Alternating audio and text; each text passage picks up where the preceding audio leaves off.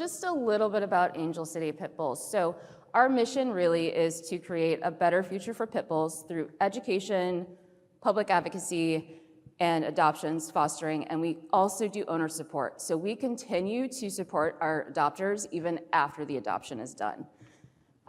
The organization was founded in 2010 to address the overpopulation and high euthanasia rate in pit bulls in our city shelters. We really wanted to focus on, we were seeing that we're seeing healthy and treatable pit bulls getting euthanized in our in the shelter system. As the population of animals in the shelters continued to be pulled, we were also seeing that we were doing underage kittens as well, needed help. So we'll get into that. We actually did start a kitten program, but I'll explain that a little bit more later. As we work to reduce the intake through free training classes, microchip clinics, community resources, hotlines, and our community service, I'll go into that more later too. We really just want to continue to show face and to support our city shelters as much as possible.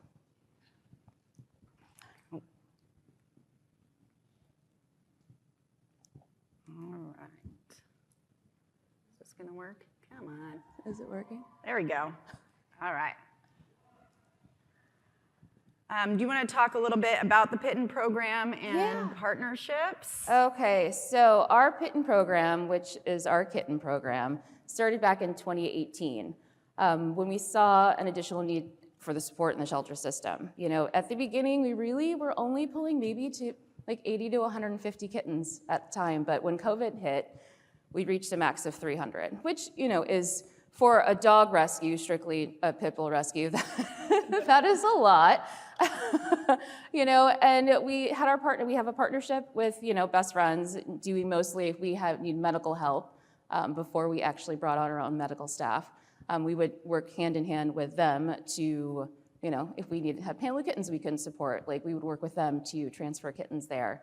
The program has grown rapidly in the past couple of years, so we have also worked really closely with some of our partners with Stray Cat Alliance, who's local in Los Angeles, and they also help with access to spay and neuter as well. So one thing I want to talk about, I know that you all didn't think you'd get through the first session at the Best Friends Conference without hearing about data. So I do want to mention that a big part of Angel City starting the Pittens program was being able to look at the data for the local shelter system that we were supporting, knowing that cats and kittens are always a gap at the shelter, but we were really able to look through the data and see where Angel City could make a big impact. While they're supporting pit bulls, which is obviously another population that always needs additional help from shelters, being able to come up with the Pitten program, which is more than just an adorable name, it was really helpful to help that population that was struggling, and it was a way to actually also expand their foster base to people who probably never thought that they would be fostering kittens, but now they can foster pittens with their pitties as well. So we will talk a little bit more about data and our support of LA Animal Services on the next slide. I think we missed one. No, that's not the next slide. Hold on. Maybe we skipped one. Well, we'll stick to this one. All right. We're back.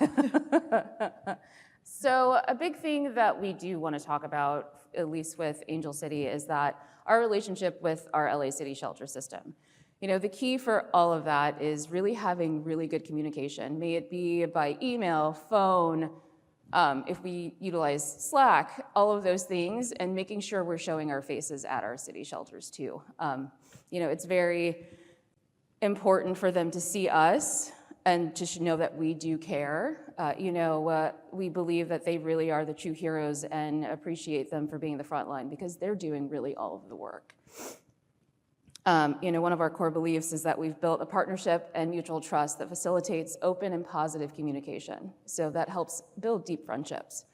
To best support our LA Animal Services, we focus really on listening to and identifying what their need is at the time. You know, we'll respond to a call, and we act quickly. Like, we just don't give our time, like we actually like put a plan into action. You know, we also make sure that, you know, we're doing support, even if it's going and, you know, giving them treats, giving out adoption bandanas, cleaning kennels, helping taking dogs for walks. Like, we have a team that will also go and help with play groups at the shelters too. You know, and another important thing is to make sure that, you know, our volunteers and even our core team treat everyone with respect. You know, we want to make sure that they really understand that we really do appreciate what they do. Yeah, and one of the things that I wanted to mention about partnerships, and I think, you know, even with a lot of the groups in this room, being able to find partnerships and strengths within each other is really important. And so the way that Best Friends and Angel City is able to work together, Angel City is one of our NKLA steering committee partners. NKLA is our coalition for No Kill Los Angeles. And our steering committee is really the groups who are doing the most impactful work in LA. And we meet monthly to look at trends, go over the data, see if there's areas that we can support each other, support the shelter, come up with ideas for, you know, events, promos, and really just have an opportunity to meet one-on-one with LA Animal Services leadership to get a better sense of what it is that they need our support on. So the coalition was really built to support LA Animal Services, and with our steering committee partners, it's really a way that we can hone in on the work that's being done. And through these meetings and looking at the data, Angel City was able to realize, you know, that there is this need for kittens and come up with this Pitten program. And, you know, hopefully that is a way to show other groups who are focused on one type of life-saving that they can expand a little bit through partnership. And one really great thing about our partnership with Angel City is they knew that their adopters, you know, supporters, most people that are following Angel City on social media, they're expecting to see Pitbulls. They go to adopt Pitbulls from Angel City. And so there was a little bit of a concern that they might not be able to do adoptions of the kittens once they got to that adoptable age. And so we formed a partnership where the Pittens would go into foster through Angel City, and then Best Friends would take over the adoption part of the process. We have an adoption center in West Los Angeles, and we were able to support adoptions through the center. So that went on for a little bit of time, and then once Angel City had been doing this program for a few years, people were coming to expect pits and pittens, and so they were actually able to take over the adoption portion. And for now, what we're recognizing is if a kitten gets adopted and needs to come back or be returned, Angel City, because they are foster-based, does not have housing for adult cats to come back. So we are still partnering with Angel City to do any returns. So, you know, we understand that things happen. We don't pass judgment when people need to return an animal. You know, we will always take them back into our program, so we do have it written in the contract that if someone does need to return a cat that came from Angel City, Best Friends will take that cat into our programming. And just that goes also on to the dog side for us, that once you're an Angel City dog, you're always an Angel City dog. So if any circumstance changes, we also always take our dogs back as well. Yeah. And so right now, Best Friends is also taking in if Angel City kitten is in foster and, you know, something medically happens. Pan-Luke is running rampant right now, I think, in more places than just LA, but I can speak for LA and say Pan-Luke has been really, really tough this season. And ringworm, we're seeing a ton of ringworm. And our local shelters are just not able to support the ringworm population that ends up in the shelter. So we do have a ringworm ward, fungal jungle, in LA. And so we're able to take those kittens into our program, and then we have quarantine for Pan-Luke, so we're able to treat that at our center as well. So the partnership between Best Friends and Angel City, it's fluid. It just kind of depends on where the need is for both organizations, and I think that really speaks to our ability to work together, and I think there's probably a lot of you in this room have some really great partnerships, and maybe we're able to form some more after today.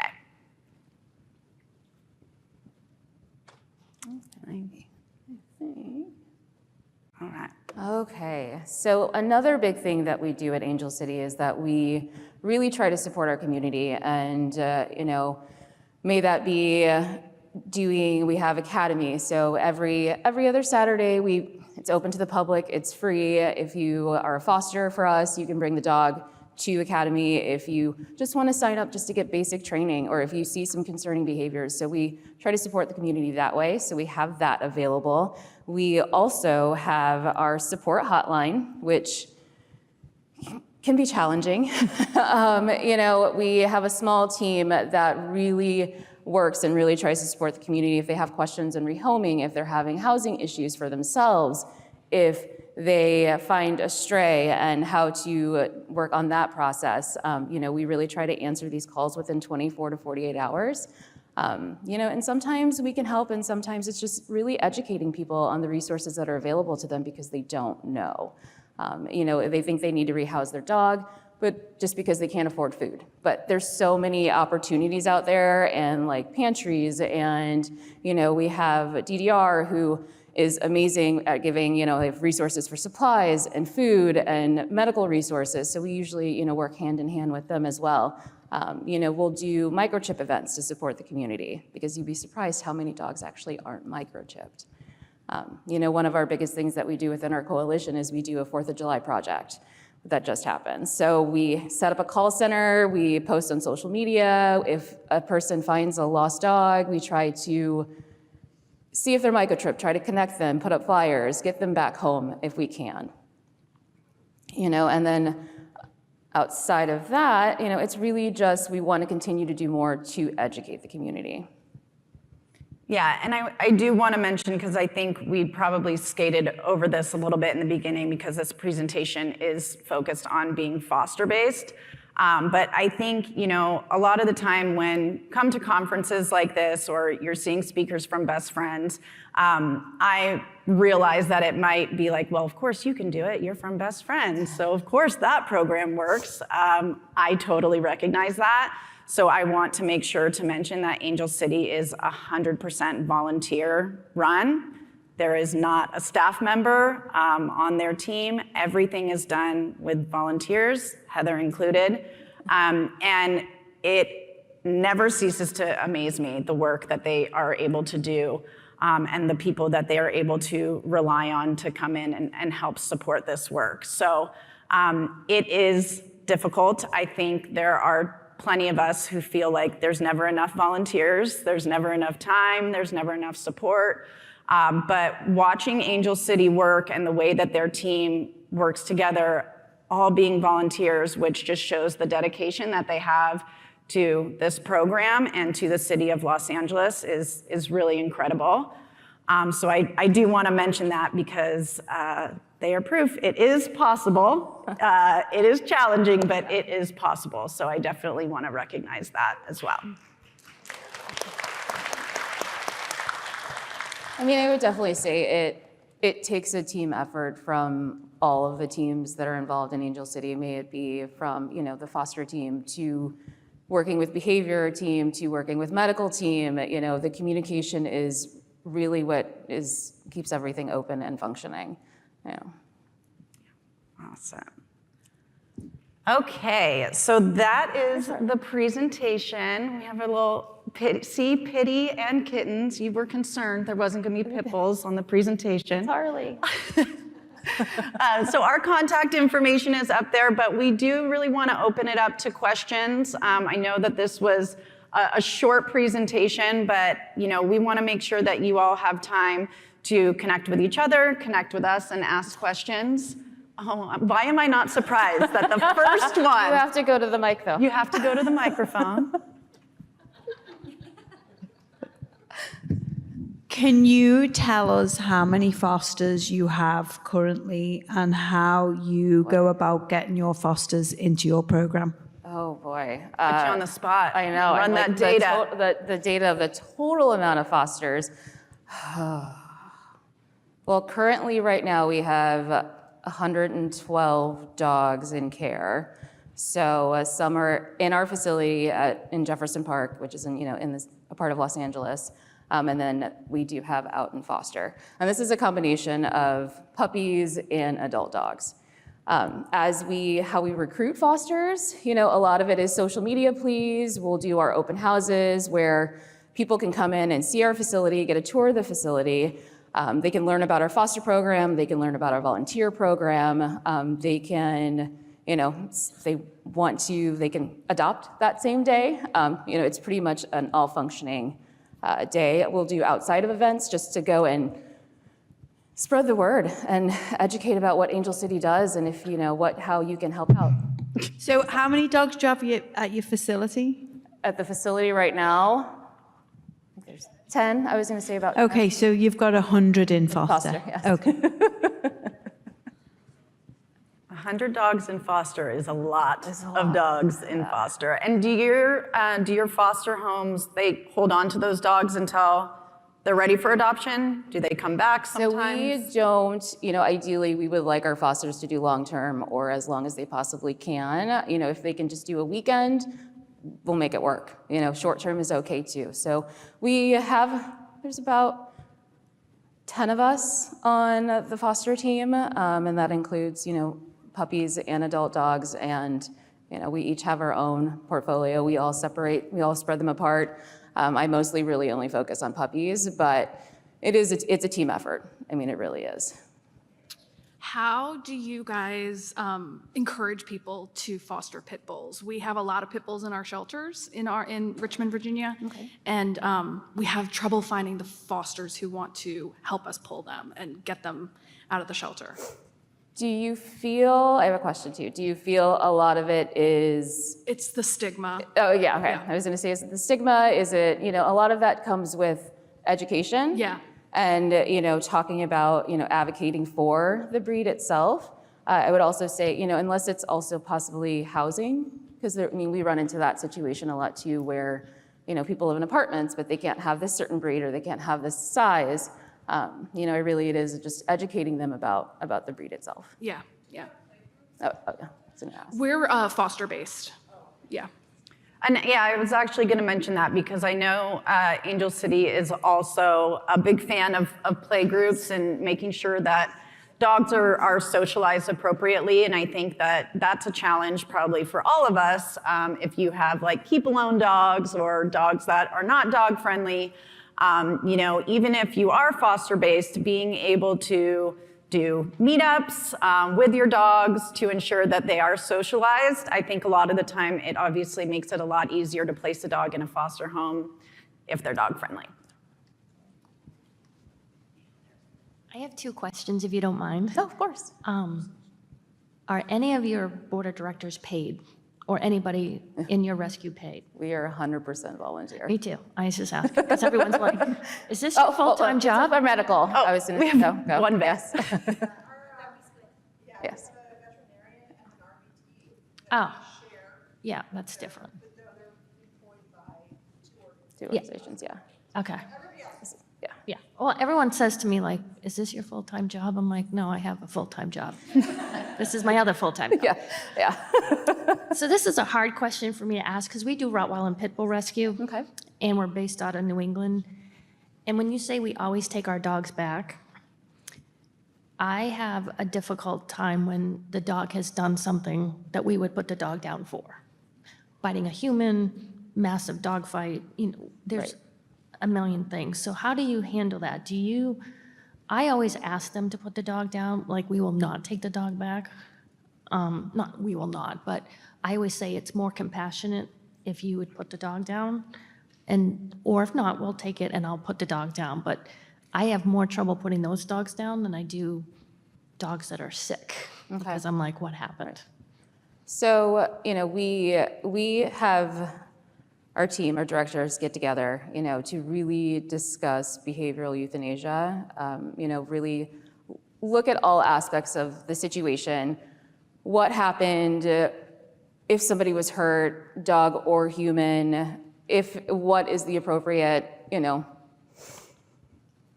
view of the dog itself. Yeah, Katie, you can jump in on that one too. Katie, if you answer I it, say that, like, Katie's our exact. Katie, you're going to have to go to the Director, microphone yeah. and answer it. we then. do have a board of directors. You do, because otherwise they won't be able to hear you. I will fuck with you right on this stage. Go on. We do have a board of directors that we do discuss it with, right. but I'm just curious as to, because I feel almost guilty saying we don't take the dog back. 'Cause Okay. there is always that 1% that we're, Don't feel Still, guilty. yeah, I was gonna say. So don't feel guilty. when that happens, can we sing?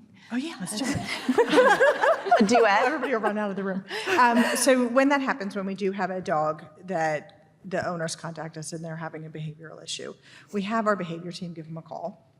And yes, that's weird. We have our behavior team give them a call and kind of sort through the situation. If it's possible, we do guide them to euthanasia at home if it's appropriate. And I would say about 60% of the time, they understand and they want to be there for their dog, and they will do that there. Otherwise, we take them back and we'll work with them, and if they meet criteria for behavior euthanasia with us, we will move forward with that going through our processes. And if not, we'll continue to rehabilitate the dog and work with them and eventually place them. How do you find the foster for that?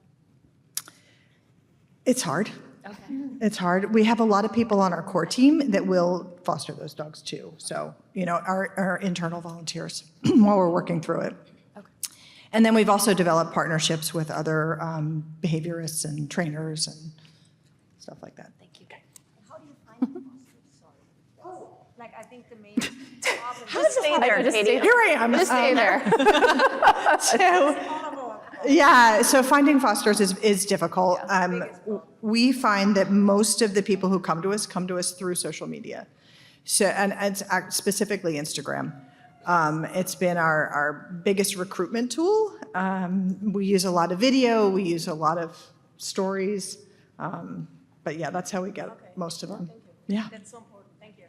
I should mention, that's Katie Larkin. I know. She's the founder of Angel City Pitbulls. Not just a random who knows a lot about Angel City. Yeah. Hi, you had mentioned that Angel City provides post-adoption support. Yes. And I'm curious to know if that includes veterinary care. Do you use your own in-house veterinarians? Do you partner with veterinarians in the community who might give discounted care? So once the adoption is finalized, when it comes to, at least for puppy care, we will continue their first year of vaccines even after they've been adopted. So we support that way.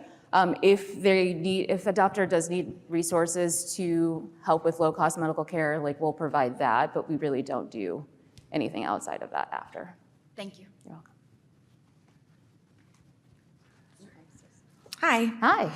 Hi. So I also have a question about post-adoption support. So I do training coordination for our organization, and we do post-adoption support behaviorally, but also continued education for our volunteers and things like that. I'm curious, with your numbers being at where they are, where you have 100 dogs at foster, how big is your behavior team? What kind of credentials did they come with, or that kind of a thing? And how do you get them to do it all for free?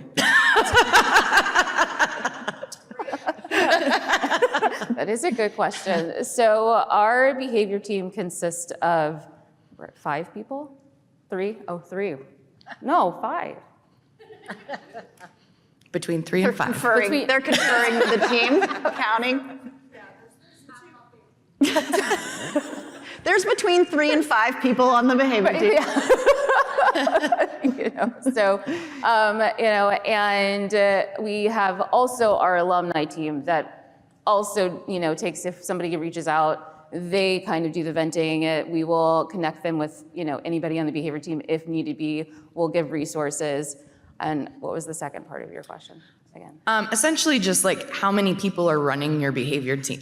you're doing these weekly classes, and you have over 100 fosters, right? So how large are your classes? So I mean, we do have a sign-up process for the classes, so, and it does cap out. But we do 2 sessions each Saturday. So there's an 8 a.m. and a 9 a.m. And so that gives opportunity for person to sign up, but we'll always like rotate. Okay. Oh, yes, and we do pack walk as well. And the second part of her question was, how do you get them to do it for free? Oh, well. She wouldn't repeat it, but that was the second part. Well, and essentially, Why do you do it for free? I mean, it's the love. I mean, really, it's the love of what I do, the interaction I have with the animals, what I see with people. You know, it's a passion. I mean, it really is. is the program driven by any kind of like certified trainer or anything like that, or? Yes. Yes. Okay. Yes. Cool. Thank you. You're welcome. Sorry? How many slots per class? Per academy class? Is it not 10? I was going to say 9 or 10. Yeah. Okay. That's okay. No, you're good. We know each other.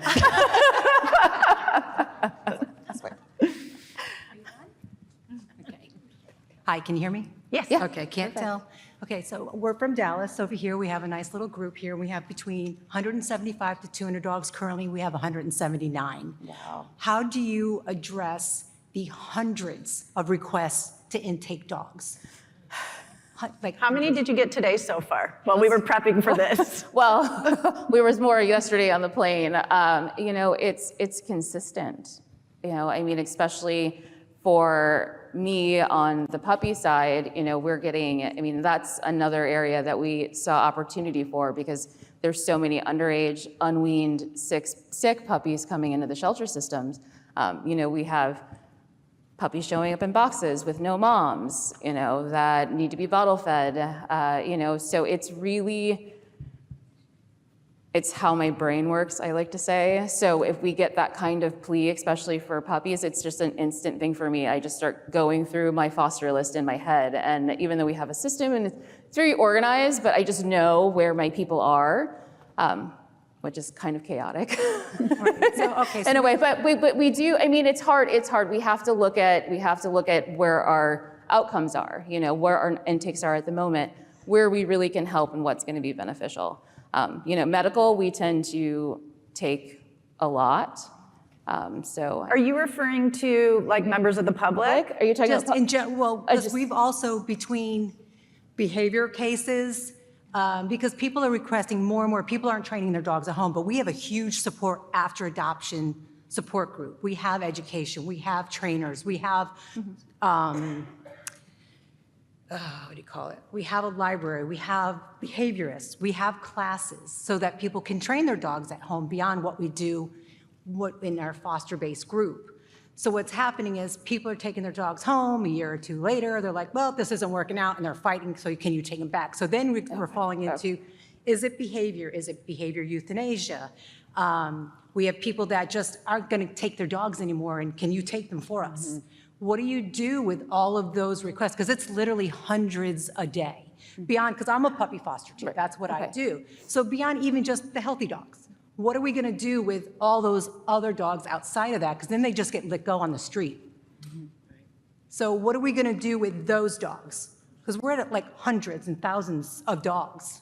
Yeah, and I think, you know, this is all part of community-based sheltering, and I know how frustrating it is because we get those requests all of the time, and everything is a priority, right? Every area is a priority, every animal is a priority. I think for too long, we told people to take their animals to the shelters.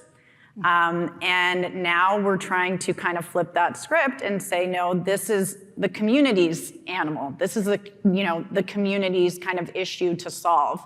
I think the best thing that we can do, and I know people are not always happy with this response, is give them those resources. Explain to them what is actually going on in the shelter systems right now, because I think a lot of people really don't know, which seems crazy to us because we're so ingrained in it and we're like, how could you not know that our shelters are in crisis right now? But people don't know. I have family members who don't know, you know? And so being able to have those conversations with people and asking for their help, I think can make a big difference. Right, so we're trying to learn how to get, I'm sorry, my questions are coming over here too. Sending me a No, we're good, we're good. So, but it's like literally we get 100 requests from the public. So how, I mean, like literally we're giving out the education, but nobody really wants to do the work. Yeah. How do we get them to do their work too? Because the people on the streets are the ones that need to help. Yeah, and You know, we can't control people what they're going to do. We can influence them, and I know it's a broken record. We get the same. I know, I requests. feel like I'm like re-asking the same question, Right. and I apologize, but No. it's like, well, because everybody in this room is frustrated, Yeah, and we all want to help. So it's like, I guess we're just looking for more tools, yeah. just more tools. Yeah, They and we have, from Best Friends, we have a lot of resources that, we can share. If you want to email me, I can send you because we have our info desk that gets hundreds of those questions every day, and we have packets of information that we can send. We try. We absolutely try, and we have a huge database of support. We truly do. But we're finding that people, and I don't want to sound rude, but people are lazy. They don't want to do the groundwork. They don't want to train their own dogs. They want their dogs to come to them already trained. We will literally send out a dog that is trained, but then they stop doing what from that point on. And then a few years later, whereas a few years ago, we used to get 2 returns a year, we're getting 2 requests a day. And then on top of the public beyond what we've adopted out. So we are, we're inundated like everybody. So it's how do we get people to help? And we're trying to learn how to, when people on the neighborly pages say, hey, I got to rehome my dog, we try to give them resources to keep their dog. Like, how do we help you keep your dog in your home?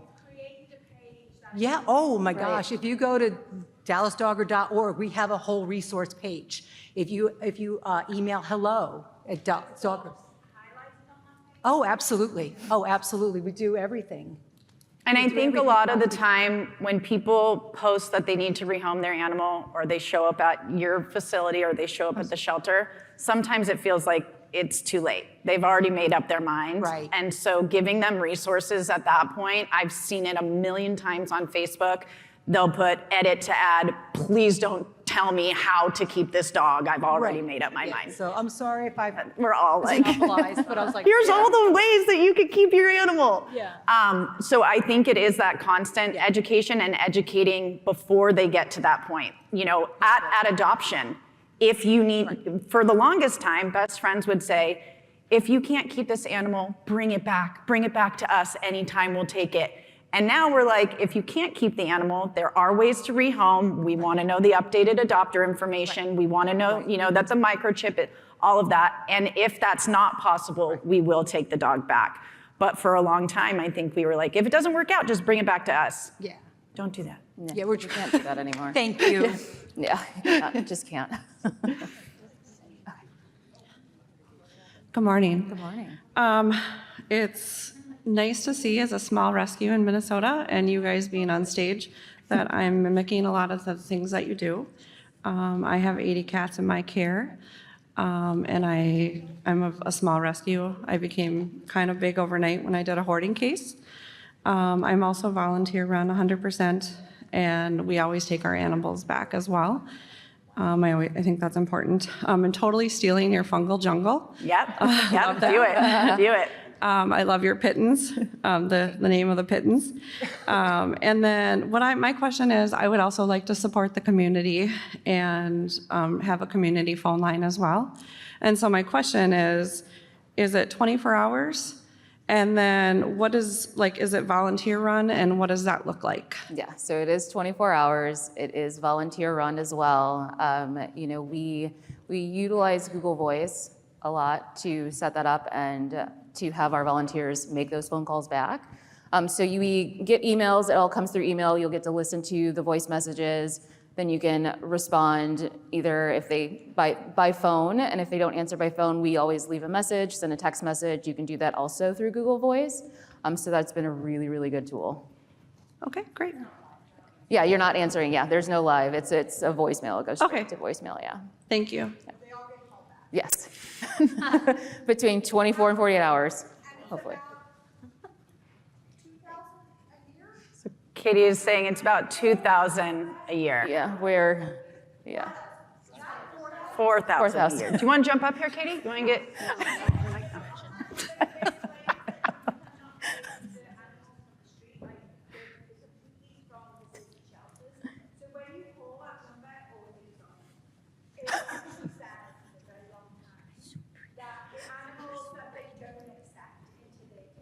Yeah.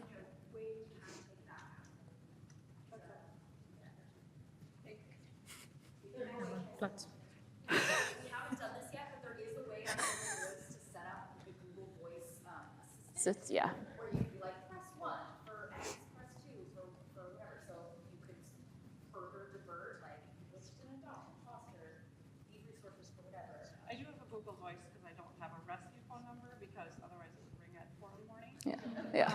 It does ring at 4 in the morning. Well, you can turn the notification off. But I know you have to like pay for other numbers or what, you know, extra numbers, but just looking more into that. Okay.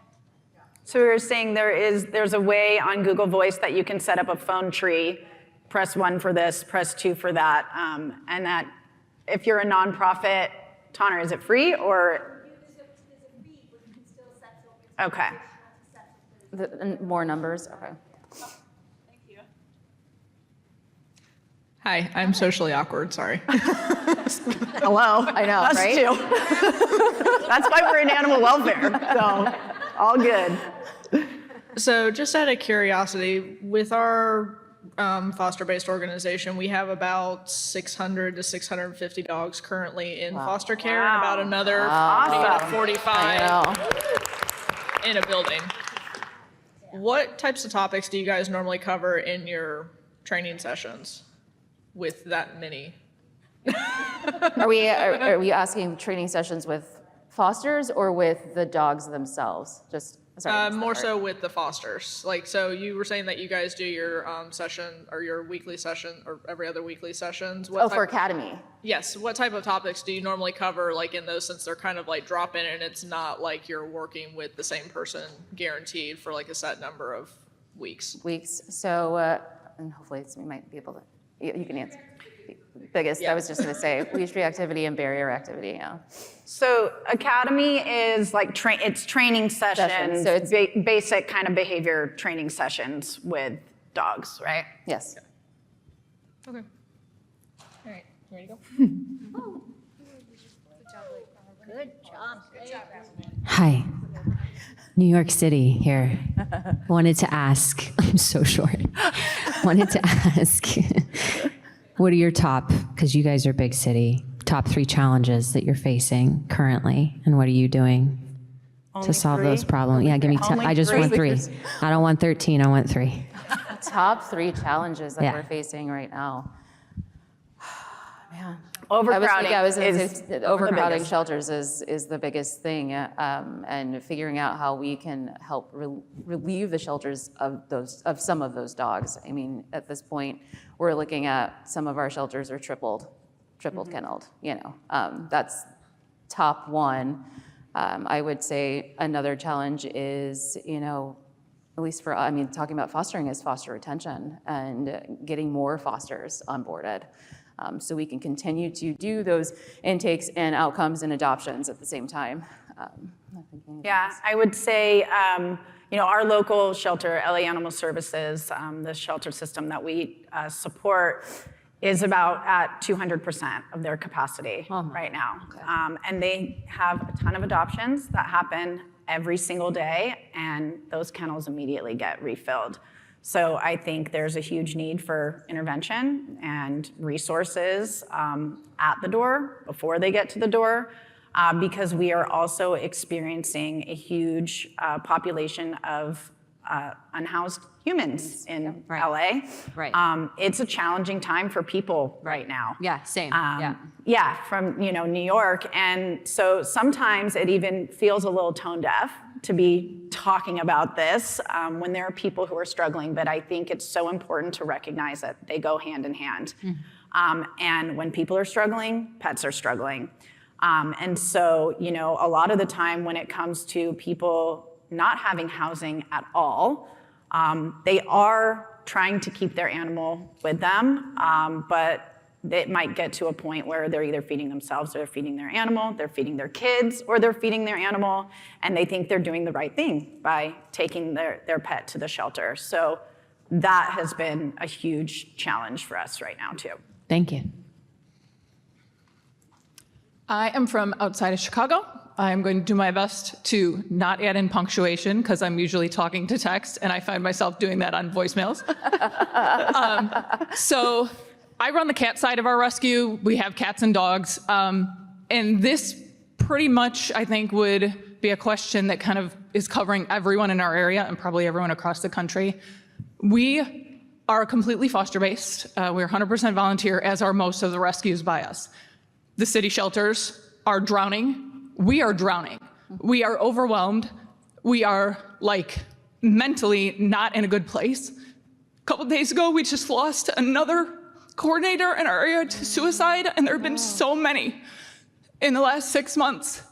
Do you have any suggestions as the coordinator that runs it to ways to help the volunteers and yourself be able to handle this kind of thing and not be in this situation where I literally think about quitting every day. And every day I find a reason to keep going, but some days it's pretty close, and it's the same way with everybody that's in our area. Yeah. First, I'm so sorry to hear that. It's, you know, it's something that does happen, and I don't think people quite realize, especially when coming into this field, everyone thinks they want to do this because you get to work with animals, and it's puppies and it's kittens and it's fun and great. It's all of those things, and it is so hard and so emotionally taxing, and it is never ending. When we get to 2025, that's not the end. You know, there is still so much work that needs to be done, and I think for some people that can feel very overwhelming. I try and change that in my head to make that the comforting thing, because no matter how much I do today, tomorrow I'm gonna have to do it all over again. So I am not going to break my back today to get something done that tomorrow is still gonna be an issue for. You know, I think I used to try and get through all of my emails and all of my Teams messages and all of those things, and you will never have 0 emails. You will never have 0 requests coming in. So it sounds cliche and ridiculous, and I will be honest, sometimes I'm like, the self-care stuff, it's, you know, I get it. But it is true, because speaking from experience, I have been capped on PTO way too many times to count, and it is important to take that time for yourself and know that you won't be able to do these things if you don't. And when you need to take a break, take a break. I think too often people feel like they have to be there. Rita, looking at you. I mean, the burnout is real. I mean, Yeah. it is, and I think we're all feeling it, and it all comes at different levels. And I think it is, as I always say, like, taking care of yourself is just as important, because if you can't take care of yourself, you can't take care of, you know, the animals that we're trying to help at the same time, you know. Yeah, and I think one more thing to say about that, you know, I think when we're in this field, we tend to surround ourselves with people who are also in this field. And there can be a good and a bad side to that. It's good because those other people just don't understand. They don't understand why your job is so hard. They don't understand why you're stressed or sad or crying, you know, when you wake up in the morning because something really horrible happened overnight. So part of it is good to have that support system. But on the other side, having support, friends, family who have no idea and don't even ask you about it is also helpful, because you're not just constantly in that. This is not a 9 to 5. You're not going to clock out and not think about it and talk about it. So having people who will take you out of that a little bit is really important. Can I ask one other follow-up question? Something that I know more than just my rescue has heard is, obviously, no kill. We are all for that. But what we're getting a lot of is, oh, sure, that city shelter is getting no kill, like they're doing this great thing, and we're drowning because the kill list every day is 15, 20 cats or whatever, and we're taking them all in, and they're the ones that are saying, hey, look at us, we're no kill. do you have an answer for that? Like how to respond to the volunteers that are, again, overwhelmed and want to take a break, but we have all these animals in our house, and then who takes care of them if you take the break? Do they get moved to another volunteer? Like there just seems to be so many pieces, and again, no disrespect to the shelters. I'm glad they're no kill, but they're no kill and they're doing a great thing, and it's all falling on the rescues that are taking in the animals. Yeah, and I think, we hear that a lot in LA too, and we feel it. I mean, we have, 2 of the largest dog rescues in LA here and there, Paws for Life and Angel City. And they are doing the brunt of the work, and I think it's hard because a lot of us, our main goal is to support the animals or support your local shelter system. And so when it feels like you're taking on the brunt of the work so the shelter system, can be the winners, I know that is challenging. I think the best thing to do is partner more closely communication-wise with your shelter systems and with your local rescues so it doesn't feel like that's the case. I will say it's not perfect when we sit in our steering committee meetings and we know that the people sitting around the table are at their absolute capacity, and then the shelter is there, and our whole reason for us sitting at that table is to support that shelter. And they're like, well, maybe you could just do a little bit more, and we're like, it's exhausting. But you have that communication, and if Paws for Life can't do it, maybe Angel City can. Stray Cat can't do it, maybe Kitten Rescue can. Having that support of your local groups to be able to kind of spread the work around is really helpful. Thank you very much. Hi, can you hear me? Yes. Okay, hi, my name is TK and I'm here with my friend Luna, and we are volunteers at our local animal shelter in Palm Beach, Florida. So the first thing I want to say to you all is that I know that volunteers at your local shelters are constantly asking you to take dogs, and you often do it when you really can't. So I just want to let you know from the bottom of all of our hearts, we see you, we appreciate you, and are so grateful for you. So thank you, first of all. Second, it is not lost on either of us that a lot of times we ask you to pull a dog and then you feel like you're forgotten, right? You are foster-based. It's difficult to find fosters. We're all here to connect and all here to find ways in order to how to do that. So Luna and I have just recently started a 501c3, and one of our main goals is fundraising to help shelters who have to help rescues that have pulled dogs from our shelters. So we're here to connect. We haven't started raising the money yet, but please reach out to us, because once we do, we have big goals and we want to help all of you and let you know that you're not forgotten, and it's truly appreciated. Yeah. So please connect with us. We also have a dog that Luna is currently fostering that was set to be euthanized on Saturday. So if you guys can just connect with her or myself and just let us know what avenues you are thinking of or can take to help us in return, we'd appreciate it. Okay? Awesome. Thanks. Thank you. Hello. I'm Sherry Coles. I'm down the road from Dallas in Weatherford, Texas. I'm totally a volunteer. Just got involved in the last year or so, seriously.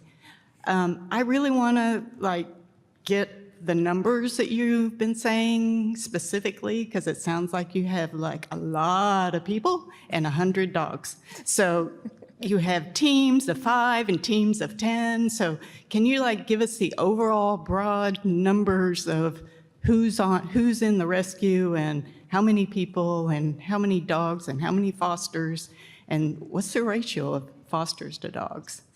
And does anybody have an ideal ratio? That would be great. Got that, Heather? Basically your org chart. I know, I was like, we just need to show the org chart. We do have an org chart. So I would say, total for us in Angel City, going from our directors down to our team leads, down to supporting roles. What are we at? She has it on her phone. 40? I was going to say 40 people. And that is broken into our medical team, our behavior team, our foster team, our facility, our Jefferson Park is, where we have our building, that team, and then all of our volunteers that fall underneath that. So, for core staff, there's 40 of us. Okay, and how many? Yeah. Yeah, and how many fosters? 50 active. We 150 have active? Yeah, active. We have, we have a good amount of people that have fostered for us in the past, but for active, it's about 150, I would say. For dogs, yes. Yeah, for kittens, it's different.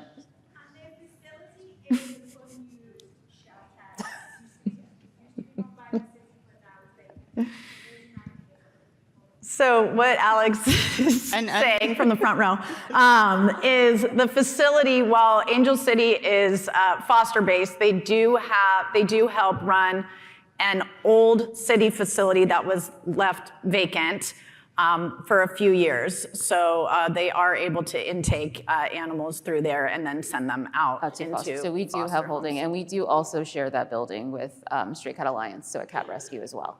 So you have 150 fosters and currently have 100 dogs in foster? Yeah. Cats as well. Cats and dogs? Yeah. Wow. Okay. And we were actually just talking about this before, right now is a time where people are going out of town and they're burnt out, or, so it's not that our, foster homes are always full. People take a little break, we try and bring them back in. And a lot of, and a lot of our fosters we do share with Paws for Life. A lot of our fosters do rotate throughout, the rescues in the area just for support, just to keep it going. Yeah. Okay, great. Thank you. Appreciate it. I want to add one thing. Coming in. Go, do it. When you have a lot of people on the team, the tool that we found most helpful is Slack. So if you're not using Slack within your organization, really go for it. We could not do the work that we do with all those people if we didn't have an app. Like a communication tool, yeah. Yeah, that was a plug for Slack. For anyone that's watching this streaming, Katie is refusing to speak into the microphone. It's a plug for Slack. Slack. And I just want to let you know we have about 10 minutes left in here together, so go ahead. Hello, everybody. My name is Jessica, and I'm with the Best Friends social media team. But before I was on the social media team, I was a foster coordinator at a sanctuary in the Panhandle, the Florida Panhandle. I'm not asking a question, I just wanted to offer a little strategy advice. When I took over my foster program, we had an average of 40 animals in foster care, and by the time I left, we had an average of 100, which doesn't seem like a lot, but I think for the short 6 months to a year that I was in that program, I think it was pretty good, and that was cats, dogs, horses, birds, small animals, because it was a sanctuary. So I saw a few people were asking, like, how do you recruit the fosters? So social media is great. Everybody's on their phone. So that's something really important to remember. Everybody's on their phone. Everybody's on social media. That's where most people get their information now. So that's very important. But also incentivizing the foster program, emphasizing that you are offering the resources that they need to take care of the animal, that they can bring the animal back at any time, helps. I found a lot of success in emphasizing, like, you're saving 2 lives because you're saving the life of the animal that you're taking home, and you're saving the life of the animal that is going to take its place probably in the next hour. And so those things really helped me. And then treating the fosters like volunteers. They feel like they're excluded a lot. Inviting them to any volunteer events is really helpful, and just making them feel really part of the organization. And really leaning on those strong fosters, and you know which ones I'm talking about, the ones that'll take on like multiple animals at a time, like really leaning on them. And then another thing that I found really helpful was to have a foster lined up, if possible, before that animal even showed up. Like as soon as we got the intake notification, I'm looking at my list. Who do I have that can take this animal? So yeah, I just wanted to offer that little advice as someone who ran a foster program, because a few people had asked that question, and I was like, I'm gonna get up there and tell my strategy. So I hope that sort of helps, and if anybody has any questions, I can answer those too. Thank you. Thank you. Hi, I'm also with Renegade, and we right now probably have over 400 foster homes. And as you can tell, obviously, it's really hard to have communication with everybody, keep everyone up to date on when they need to come to the office for shots and so forth. What are some tips for communication between each section for like every single foster home? Sorry, can you repeat that once? Communicating between foster homes. They have 400 foster homes right now, so being able to communicate about appointments or how do you keep or up with like communicating like, I mean, back and a forth lot between of, everybody? for us, it's a lot of email communication, it's a lot of text communication, phone call communication. I mean, I know having that many when you're at 400 is trying to do that many phone calls and being volunteer-based, that could be, yeah. Next to you. Oh, well, yeah, that's what I was gonna get. So we have scheduled vet days. We have office hours and an app where they can go in and schedule like for their appointments and so forth. It's just more or less just looking for different ideas, maybe something that we can try differently, as well as right now we do Facebook groups. So every foster, when they leave, they have a Facebook group set up with everyone from our admin team. Just with kind of seeing if anyone else tried something different that would help keep the log of communication. Because I mean, your phones don't stop ever. Right. Yeah, and Slack is a good option for that too. Is it user friendly? Yeah. Yes, it is very user friendly. It is. Yes. That is a need for us too. Yes, it is user friendly. Yeah. They're user friendly. Yeah. Hi, my name is Rachel. We are foster-based rescue in Arkansas, and we are also doing pack walks. And I was wondering what that looks like for y'all, how y'all are running those and like organizing those and stuff. Peggy. Peggy, you're gonna have to go to the microphone though, because.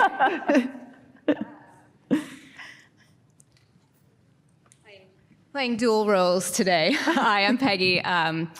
So we've been doing pack walks with Angel City for probably 12 or 13 years, and it started out really as a way to get, when our program was a little bit smaller, to get our fosters out and together. We didn't have the facility at Jefferson Park just yet, so it was a lot of legwork.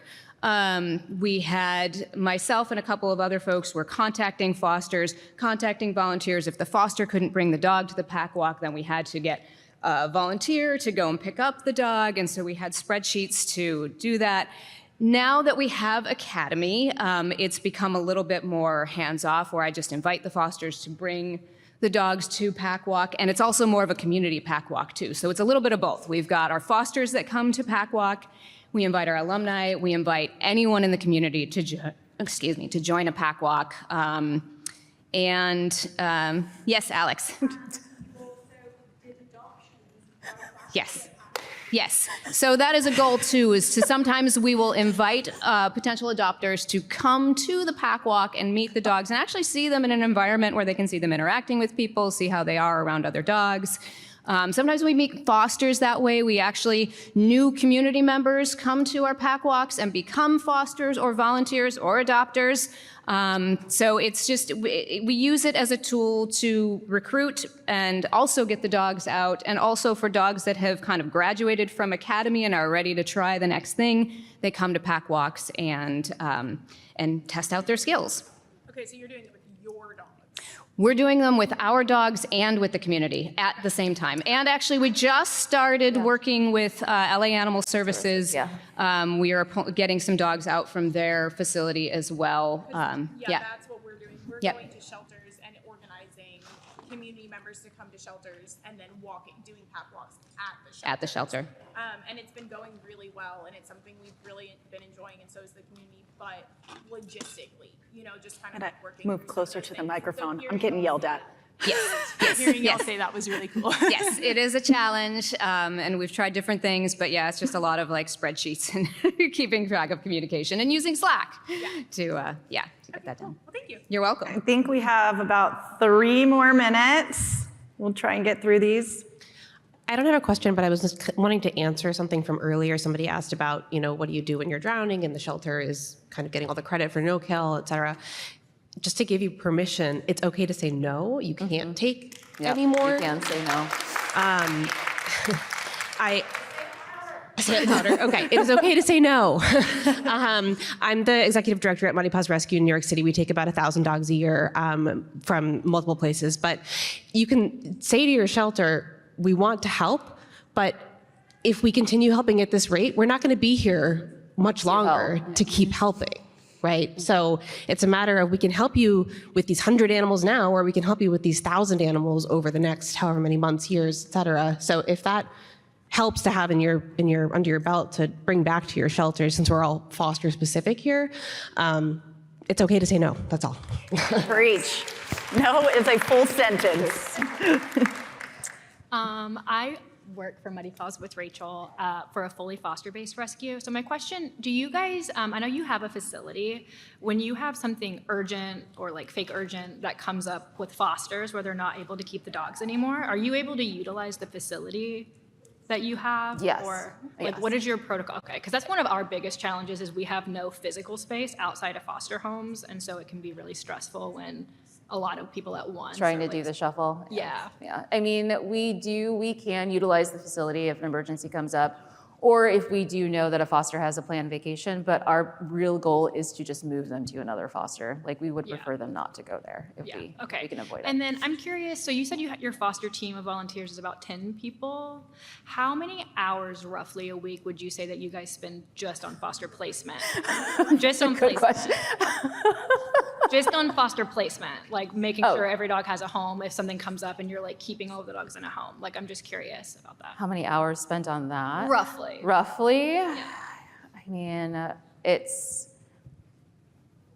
How many people are full-time with Angel City, full-time volunteers in that role? In the foster world? Yeah. So it's about 10 of us.